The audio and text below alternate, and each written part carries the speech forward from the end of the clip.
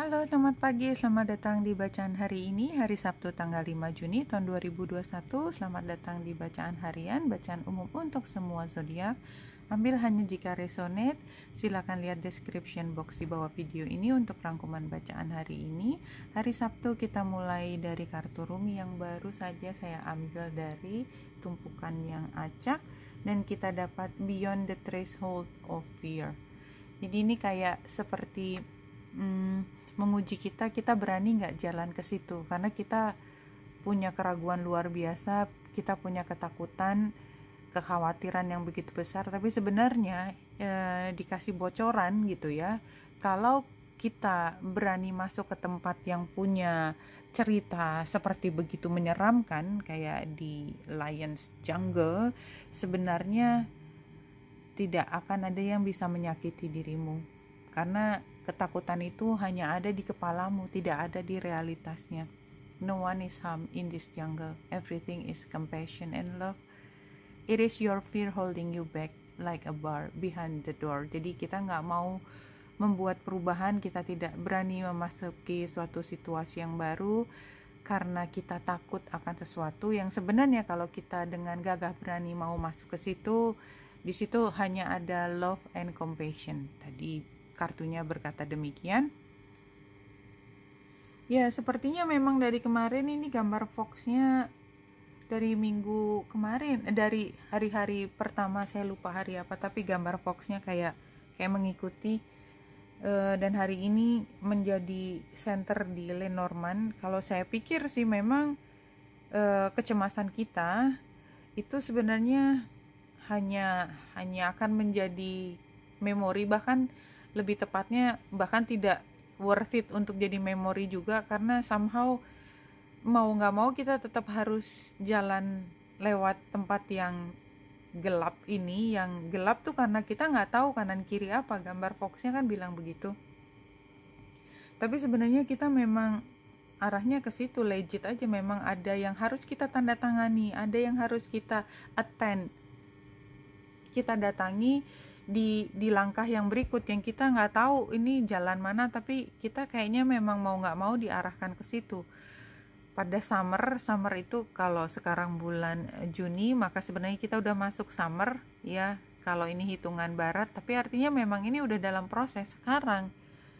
Untuk apa? Belajar tentang spiritualitas. Your life purpose involves teaching others about healing and spirituality. Healingnya lagi disebutkan, dan spiritualitas. Jadi semua masalah yang ada di masa lalu itu sebenarnya adalah untuk kita bisa mengatasinya. Ada hal yang harus diikhlaskan. Kalau bahasa Inggrisnya let go, cuman kalau kita bilangnya ikhlas, lepaskan, relakan, let go. Bolak-balik, diulang-ulang, tapi kayaknya memang untuk bisa masuk ke hati dan kepala kita itu bukan proses yang gampang, dan kalau dibilangin pasti nomor satu kita akan argue, tapi pasti because it's just manusiawi. Oke, 3 kartu lagi dari Romance Angels. Nomor 1, free yourself. It's time to take back control of your life. Ini artinya, kalau tadi dibilangin tentang healing kan intinya rilis, lepaskan. Karena begitu melepaskan, kita nggak lagi dikendalikan oleh energi di luar kita, tapi kita mengambil power yang ada di dalam kendali kita. Jadi ini sebenarnya free yourself itu dari ikatan tersebut, kita punya ketergantungan pada hal lain yang membuat kita stuck.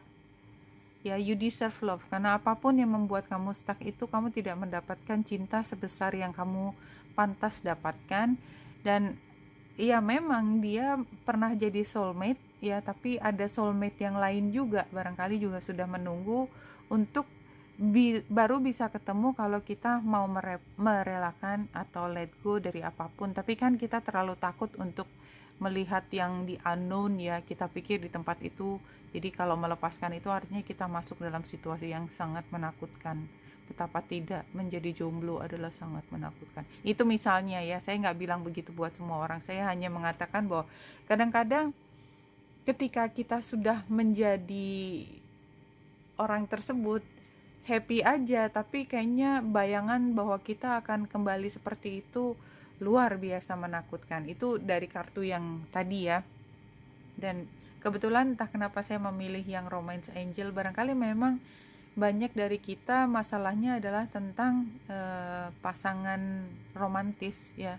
Dan memang itu adalah seperti menguasai like 99% dari kehidupan kita for some people ya. Ya. Itu sangat manusiawi anyway. Dan kalau kita lihat kenapa healing kesentuh lagi, karena memang bulan melewati Chiron ya. Ini kan tanggal 5, tanggal 4-nya kan sebelum ketemu Chiron, tanggal 5 ketemu Chiron. Jadi buat orang yang berhasil mengambil energi yang disiapkan oleh semesta ini adalah kita mampu untuk healing. Kalau tadinya kita masih dikuasai oleh ambisi, bayangan, atau cinta yang berlebihan terhadap masa lalu, barangkali kita bisa let go, bisa lepaskan. Jadi sebenarnya energi yang ditawarkan oleh semesta kepada kita pada hari ini, dimulai dari kemarin malam, itu adalah ketika kita bisa ikhlas. Apapun yang kita harus jalani ya memang harus kita jalani. Terus kita kalaupun mau nggak mau ya, mau mangkir, tetap aja kita udah pernah janji kok kita mau lewat jalan ini ya sebelum kita lahir tentunya, kalau kita percaya dengan takdir itu. Jadi kita yang sedang mengulur waktu supaya kita tidak menjalani apa yang sebenarnya kalau kita jalanin itu kita akan happy, cuman kan ketakutan kita menahan kita supaya menunda. Jadi kayak mau ujian akhir, padahal setelah ujian akhir akan ada babak baru kehidupan yang kita juga dambakan, tapi kayaknya ujian akhir tuh kayak begitu susah banget sehingga kita mengulur waktu, nggak mau ujian, atau enggak deh ntar aja bulan depan lagi, sampai akhirnya setelah 3 bulan kemudian kita udah lupa apa yang pernah kita pelajari, something like that. Jadi kita harus ngalamin sekali lagi supaya paham apa yang dimaksud dengan pelajaran itu. Bulan yang sextile dengan matahari. So apapun yang kita let go, sebenarnya kita mampu menemukan cahaya lagi ya, bahwa kita tuh tidak berkurang nilainya kalau kita mengikhlaskan sesuatu. Kita enggak jadi berkurang aja, kita enggak less valuable gitu, enggak. Justru kalau menurut saya semakin berharga. Tapi ya somehow karena ini Nine of Swords-nya di posisi saran, barangkali memang kita harus mencemaskan sesuatu. That's a very strange idea. Jadi tapi kayaknya memang saya harus lihat dari informasi yang di belakang untuk mendapatkan pemahaman lebih. Situasinya adalah kita sebenarnya mampu melihat semua situasi dengan objektif. Karena kita memang sudah sampai pada titik kita mampu menganalisis semua yang terjadi di lingkungan kita. Tapi ada perasaan terluka, wounded ya, yang membuat kita menahan diri karena, atau kita, apa sih yang dilakukan orang terluka, apa sih yang dilakukan orang yang trauma, adalah kita melakukan sesuatu yang kalau logika kita tanpa trauma kita akan melakukan, tapi kita berhenti tidak melakukan karena kita punya trauma. Kayak orang lain tuh perlu pemahaman sendiri, kenapa kok dia tidak melakukan hal yang itu, nggak masuk akal, tapi ya karena trauma itu yang menghentikan. Jadi kalau di sini advice-nya adalah kita harus lawan rasa takut itu, repress thought. Jadi ketakutan itu bisa menguasai kita dan menghentikan langkah kita. Tetapi sarannya adalah jangan takut, lawan rasa takut itu, hentikan rasa takut tersebut, repress thought. Jangan berpikir hal terburuk, tetapi lihat dengan kacamata logikamu yang sudah tahu bahwa belum tentu di situ ada apa-apa. Excessive pleasure, peer pressure. Iya, bahkan sebenarnya di sini kayak ada utopia ya kalau saya ngerasa sih. Jadi kayak orang tahu harus loncat, tadinya takut, terus kemudian nahan diri supaya nggak loncat, terus lama-lama udahlah what the heck gitu ya, aku mau loncat anyway. Setelah loncat di sana kayak terus tiba-tiba kayak excited, aku berhasil gitu. Kira-kira seperti itu sih kalau saya lihat. Tapi yang agak-agak excitementnya tuh tinggi banget sampai gitu.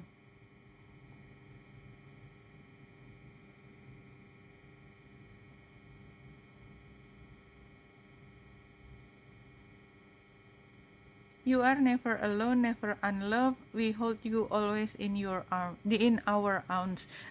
Our arms ini kan spiritualitas ya, yang 360 saya bilangnya, dari semua sudut itu kita nggak pernah sendiri. Mungkin teman-teman udah bosan dengar saya ngomong itu, tapi kadang-kadang kita selalu lupa di dalam kondisi sehari-hari ketika kita worry, ketika kita marah, bahwa kita tuh sebenarnya nggak sendiri. Kalau kita lagi pakai muka jelek, sorry ya, kalau lagi ngamuk-ngamuk, marah-marah nggak jelas gitu kan, muka jelek ya namanya ya, itu sebenarnya kita juga lagi diliatin, ya ampun gitu ya. Barangkali spirit yang ada di sekitar kita ini gimana sih gitu ya, padahal kamu tuh nggak pernah ditinggalin, kamu itu nggak disayangi, kamu itu kalau pas lagi sebel itu kita tetap memelukmu, tapi tuh lihat mukamu tuh kayak gitu tuh. Nah, tapi saya mengungkapkan ini dengan penuh cinta, seperti kalau kita sedang menghibur anak kita yang lagi ngambek.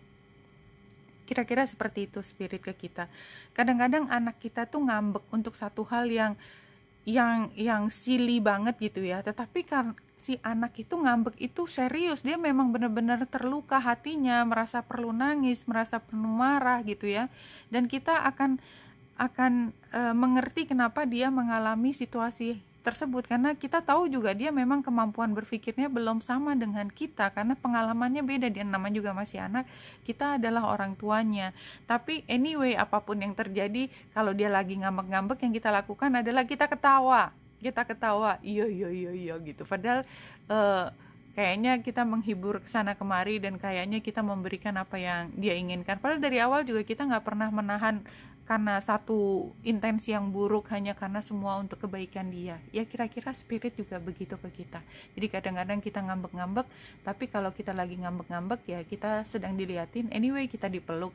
Cuman kita kan nggak mau posisinya seperti anak-anak terus. Oke, Benita Indrasari sini, semoga membantu. Salam hati dan cahaya.